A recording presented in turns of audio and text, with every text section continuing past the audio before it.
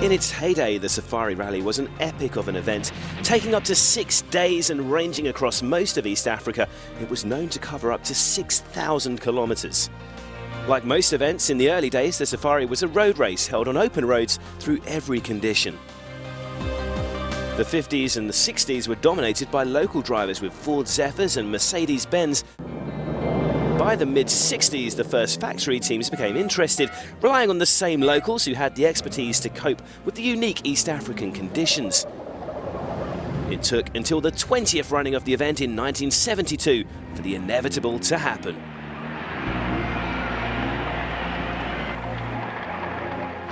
Well, this is the kind of excitement that is generated by the East African Safari Rally. But today, a bit of history has been made. A European has finally done it. After Hannu Mikkela's win, the 70s saw manufacturer interest increase as Safari became known as the ultimate test for the cars. Manufacturers such as Lancia and Ford created purpose-built Safari specials. That in turn attracted the big star names such as Roger Clark, Ari Vatanen and Bjorn Voldegaard. Voldegaard would win the Safari 4 times, but his first would be one of the highlights of his career. After local hero Shekhar Mehta dominated the next 4 years with Nissan, the mid-80s saw motoring giant Toyota take 3 consecutive victories. One with a then unknown young Finnish driver called Juha Kankkunen. Their patience was rewarded and Kankkunen and Gallagher remained the only pairing to win Safari on their first attempt. Toyota and Lancia were kings of Safari in the early 90s, with Biasian, Voldegaard and Kankkunen. Then it was the turn of a new generation of drivers.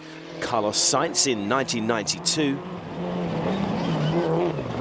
Tommi Mäkinen in 1996, and Colin McRae in 1997. By now the event had shrunk in size to 3 days and only 2,000 kilometres, but a win on Safari was still the biggest jewel in the WRC crown. The brand new Ford Focus took its maiden win on this epic event in '99 with Colin McRae.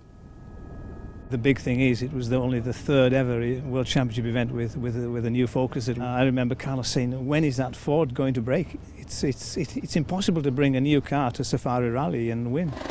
The Focus and McRae won again in 2002, but with the tightening WRC economic climate, the Safari Rally couldn't survive. Purpose-built cars and car-breaking stages had no place in affordable modern rallying. 2002 was the final Safari Rally.